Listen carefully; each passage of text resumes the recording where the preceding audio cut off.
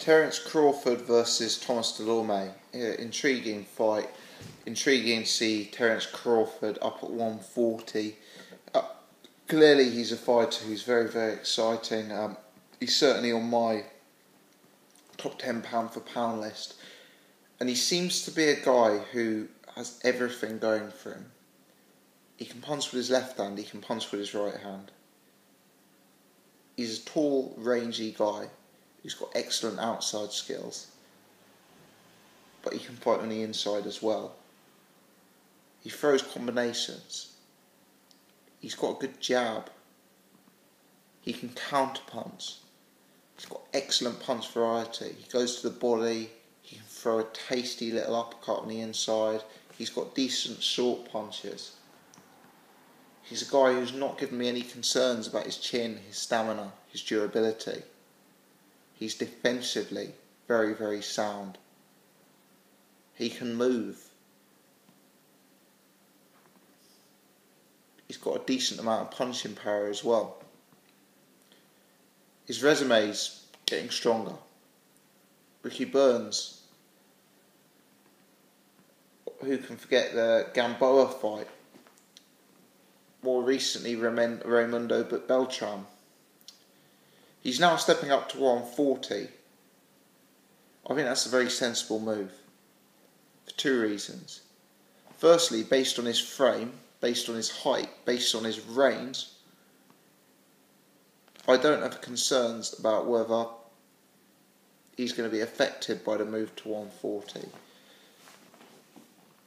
Having power against a fighter like Gamboa, who's campaigned at lower weight classes than 135, doesn't necessarily mean you're going to have power against guys like Danny Garcia and Lamont Peterson. That's yet to be seen. But apart from that, his defence and his size and his range gives me no real questions over the move to 140. And I also think a guy like Terence Crawford, with his skill set and with his boxing pedigree and capabilities, will be able to run through a lot of the guys at 140. Look at the effectiveness of Chris Algieri against Ruslan Provodnikov. Now replace Algieri with Terence Crawford. Look at the effectiveness of Devon Alexander against Lucas Matisse. Now replace Alexander with Terence Crawford. Crawford versus Danny Garcia. Do you see Danny Garcia beating Crawford? Even Lamont Peterson, who performed with credit. You know, realistically, in my opinion, he runs through all of those guys. Stylistically, I just think he's got way too many tools, way too much versatility for all of those guys who are decent but predictable in terms of their approach. The only fighter who I see really giving him trouble at 140 who's active at the minute is possibly Adrian Broner, who I think has gone full circle. I think initially he was one of the most overhyped fighters in the game. Now I think he's one of the most underrated fighters of the game. He got stung moving up to a weight class that was too big for him. But if we can put that aside, this guy is a serious talent, Broner. And I think Broner-Crawford could be a super fight in years to come. I guess the one thing Crawford doesn't have at present, you know, he's an interesting guy. He's got an interesting story, an interesting personality. But he's not loud like a Floyd Mayweather. I mean, he's certainly got a skill set and the well-roundedness to make me say something like, after Floyd retires, he could be the next pound for pound number one. I don't think he's got the mouth and sort of personality necessarily to be as big a celebrity as Floyd. But I think the skill set is certainly there in droves. A really, really capable guy. Now, the Dulorme fight is interesting. I think, Thomas, I've heard his name pronounced Dulorme. I think Dulorme seems to be the consensus.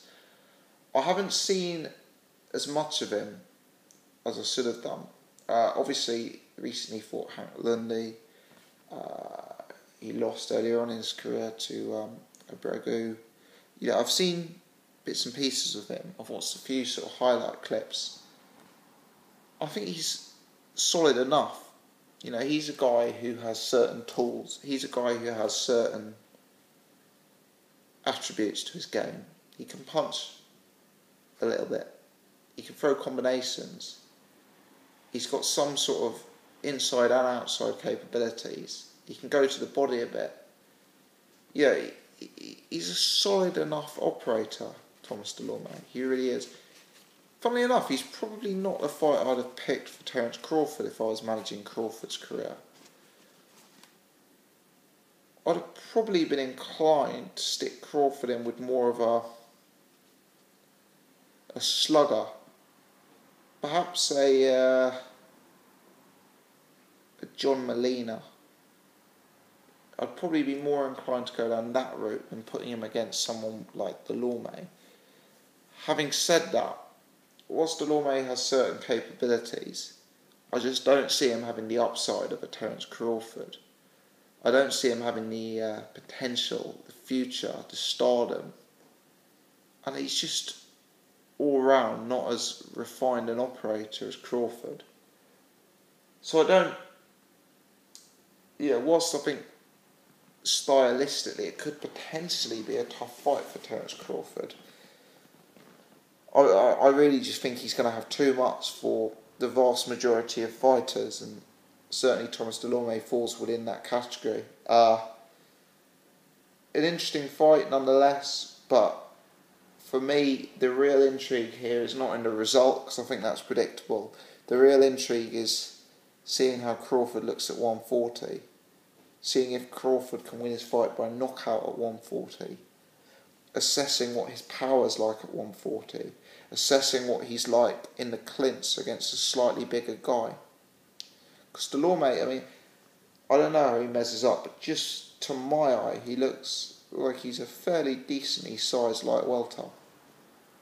I think on this occasion, he's being brought in to lose, and I think he's up against a guy who's on the path to superstardom. Let me know your thoughts. Keen to discuss.